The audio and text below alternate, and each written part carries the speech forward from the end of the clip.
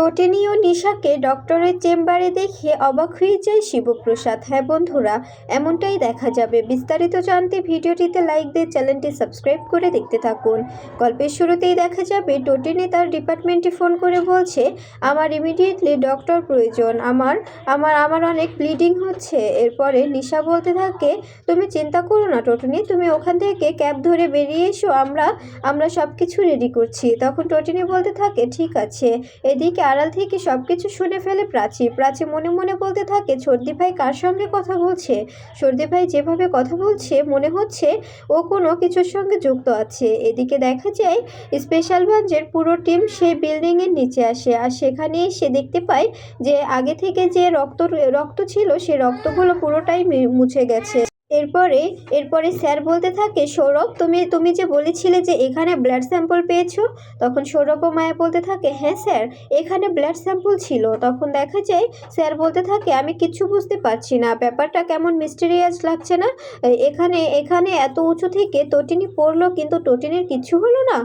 চারপাশটা ভালো করে খুঁজে দেখো, কোনো ক্লু পাও কিনা। তখন সৌরভ বলতে থাকে, ঠিক আছে স্যার, আমরা সবটা দেখছি। এদিকে টোটেনি তার ডিপার্টমেন্টের একটি ছেলেকে ফোন করে বলতে থাকে, আমি কিন্তু ক্যাব নিয়ে বেরোচ্ছি, তোমরা কিন্তু ডক্টর রেডি রেখো, বুঝতে পেরেছো? আমার ডক্টরের খুব প্রয়োজন। তখন ছেলেটি বলতে থাকে, ঠিক আছে ম্যাম, আপনি তাড়াতাড়ি আসুন, আমরা সবটা রেডি রাখছি। এরপরে টোটেনিকে নিয়ে ডক্টরের চেম্বারে আসে ছেলেটি। এরপরে সেখানে আসলে ডক্টর বলতে থাকে, এরকম তো চোট পাওয়ার কথা নয়, আপনি তো গৃহিণী তাই না? তখন টোটেনি বলতে থাকে, আমার পেশা নিয়ে আপনাকে এতটা ভাবতে হবে না, আপনি শুধু আমার প্রেসক্রিপশনটা করে দিন তাই হবে। ঠিক তখনই পিকু ফোন করে বলতে থাকে, মাম্মি তুমি কোথায়? তখন টোটেনি বলতে থাকে, কেন, কি হয়েছে? তখন পিকু বলতে থাকে, আসলে সবাই সাজুগুজু করছে, একটু পরে তো বর চলে আসবে, আমি একটু সাজতাম। তখন টোটেনি বলতে থাকে, মা আমি পার্লারে এসেছি, আজকের দিনটা তোমাকে আমি সুযোগ দিলাম, তোমার যেমন খুশি তেমন সাজতে পারো। এরপরে ফোনটা কেটে দিলে তখন টোটেনিকে ডক্টর বলতে থাকে, মেয়ে ফোন করেছে? তখন টোটেনি বলতে থাকে, হ্যাঁ, কেন, কি হয়েছে? তখন দেখা যায় টোটেনিকে ডক্টর বলতে থাকে, না এমনি। এরপরেই টোটেনি বলতে থাকে, আমাকে তাড়াতাড়ি প্রেসক্রিপশন করে দিন, আমার অনেক তাড়া আছে। এরপরে ছেলেটি বলতে থাকে, হ্যাঁ ডক্টর, ওনার কি লাগবে সবটা দিয়ে দিন। এরপরে ডক্টর বলতে থাকে, আচ্ছা আপনার এরকম চোট কি করে লাগলো? তখন টোটেনি বলতে থাকে, এতটা বলার সময় নেই, আমাকে এই পেন কিলার দিয়ে দিন, আমাকে এই পেনটা কমানোর জন্য একটি পেন কিলার দিয়ে দিন, তারপরে আমার যা যা ওষুধপত্র লাগে সবটা ম্যানেজ করে দিন, আমি চলে যাব। এরপরে দেখা যায় এদিকে শিবপ্রসাদ টোটেনিকে খুঁজতে থাকে, আর লাট্টু পিকুকে বলতে থাকে, তোমাদের মাম্মি কোথায়? তখন পিকু বলতে থাকে, কেন গো, নিজের বউকে এত খুঁজছো কেন? বউকে একটু তার বোনেদের সঙ্গে সময় কাটাতে দাও, এত বউকে চোখে হারালে হবে বলো? তখন শিবপ্রসাদ বলতে থাকে, তুমি এত পাকামো কথা বলো কেন মা? এত পাকামো কথা কোথা থেকে শিখেছো তুমি? তোমার মাম্মি কোথায় গেছে? এরপরে দেখা যায় আরাধ্যা এসে বলতে থাকে, আচ্ছা তো ছর্দি ভাই কোথায়? তখন শিবপ্রসাদ বলতে থাকে, আমিও তো তোমাদের ছর্দি ভাইকে খুঁজছি, তোমাদের ছর্দি ভাই আসলে কোথায় আমি নিজেও জানি না। তখন দেখা যায় আরাধ্যা বলতে থাকে, ও তাই, কেন? ছর্দি ভাইকে তো আমরা পুরো বাড়ি খুঁজলাম, কোথাও পেলাম না, ছর্দি ভাই কোথায় গেছে তুমি জানো না? তখন শিবপ্রসাদ বলতে থাকে, এখন ছর্দি ভাইয়ের এতটা প্রয়োজন কি করে হলো?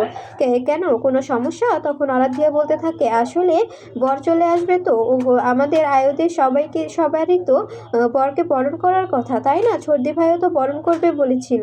এরপরে দেখা যায় শিবপ্রসাদের একটা ফোন এলে শিবপ্রসাদ বলতে থাকে, আমার একটা ক্লায়েন্টের ফোন এসেছে, 2 মিনিট সময় পাওয়া যাবে? তখন দেখা যায় হঠাৎই প্রার্থনা এসে বলতে থাকে, কোন ক্লায়েন্ট ফোন করেছে তোমাকে? বলো দেখি, আমরাও শুনি কোন ক্লায়েন্টের সঙ্গে তোমার এত জরুরি মিটিং। তখন শিবপ্রসাদ বলতে থাকে, কেন, তোমাকে বলতে হবে কেন? কোন ক্লায়েন্ট বললেই কি তুমি চিনবে? তখন প্রার্থনা বলতে থাকে, আমাকেও একটা পলিসি করিয়ে দাও না, আমারও তো পলিসির দরকার আছে তাই না? 7 দিন আগে থেকে এসে আমাদের বাড়ির অন্ন ধ্বংস করছো, আমাদের নিজেরও তো একটা পলিসির দরকার আছে। এরপরে প্রার্থনাকে শিবপ্রসাদ বলতে থাকে, যদি একটু সময় পাওয়া যেত ভালো হতো। এরপরে সবাই চলে গেলে শিবপ্রসাদ স্যারের সঙ্গে কথা বলতে থাকে। তখন স্যার বলতে থাকে, আমরা সবটা খুঁজে বুঝতে পারলাম যে চারপাশে অনেক মোটা গদি পাওয়া গেছে, আর এটা দেখে বুঝতে পারলাম যে এই গদিগুলো যখন টোটেনি উপর থেকে পড়ছিল নিচে বিছিয়ে দেওয়া হয়েছিল, আর টোটেনি গদিগুলোর উপরে জাম্প করে নিচে পড়েছিল। তখন শিবপ্রসাদ বলতে থাকে, এটা কি করে হতে পারে? এটা কোনোভাবেই সম্ভব না। ওর তো বুলেট লেগেছিল। তখন দেখা যায় স্যার বলতে থাকে, আচ্ছা শিবপ্রসাদ, সত্য করে বলো তো, তুমি যখন তটিনীকে শ্যুট করলে তখন কি তুমি তটিনীকে দেখেছিলে, নাকি তটিনীকে শ্যুট করার পরে তুমি দেখেছিলে? তখন শিবপ্রসাদ বলতে থাকে, আসলে এ কথাটা আমার সঠিক মনে পড়ছে না।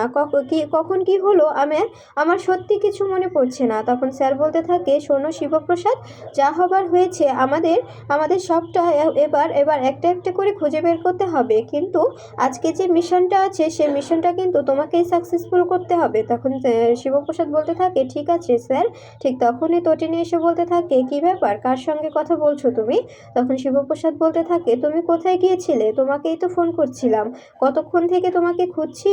তখন দেখা যায় পিকু বলতে থাকে, মাম্মি তোমাকে তো পা চোখে হারাচ্ছে, তুমি কোথায় গিয়েছিলে? পাকে রেখে এভাবে কোথাও যেও না।